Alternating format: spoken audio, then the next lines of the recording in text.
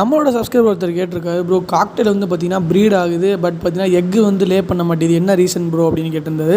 பொதுவாகவே பார்த்தீங்கன்னா காக்டெயிலில் மேக்ஸிமம் பார்த்தீங்கன்னா ப்ரீட் ஆகிட்டால் எக்கு வச்சிரும். எதனால் வந்து எக்கு வைக்க மாட்டேங்குதுன்னு பார்த்தீங்கன்னா, ஃபஸ்ட்டு பார்த்தீங்கன்னா நீங்கள் பேர் வாங்கும்போது ஏஜ் செக் பண்ணணும். அதாவது பார்த்தீங்கன்னா மினிமம் காக்டெயிலுக்கு பார்த்தீங்கன்னா 1 இயர் இருக்கணும். 1 இயர் தான் ப்ரீட் ஆகி பார்த்தீங்கன்னா எக் வைக்கும். ஃபீமேலோட ஏஜ் ரொம்பவே கம்மியாக இருந்தால் பார்த்தீங்கன்னா இந்த மாதிரி டைமில் வந்து ப்ரீட் ஆகாது, எக்கு வைக்காது, ப்ரீட் ஆகும். அதுக்கப்புறம் பார்த்தீங்கன்னா மேலோட ஏஜ் பார்த்தீங்கன்னா ரொம்ப கம்மியாக இருக்கும், ஃபீமேலோட ஏஜ் பார்த்தீங்கன்னா கூட இருக்கும்.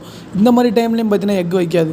இது போக வேறு எப்போலாம் எக் வைக்காதுன்னு பார்த்தீங்கன்னா, ரொம்ப ரேராக பார்த்தீங்கன்னா ஃபீமேலுக்கு எதாவது போன் உடஞ்சிருக்கும், பெல்விக் போன், அதனால இது.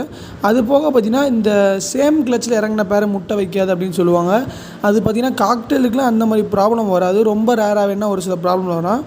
எப்போயும் பார்த்தீங்கன்னா ஏஜ் ஜெண்டர் வந்து கரெக்டாக இருந்தாலே மேக்ஸிமம் பார்த்தீங்கன்னா எக் வச்சு ஹேட்ச் ஆகிரும். காக்டெயிலை பொறுத்தளவு சேம் பிளட் லைன்லாம் கணக்கு இல்லை. அப்படி ரொம்ப ரேராக முட்டை போடலைன்னா பார்த்தீங்கன்னா மேலே அல்லது ஃபீமேல் ஏதாவது ஒன்று மாற்றி ஆகணும்.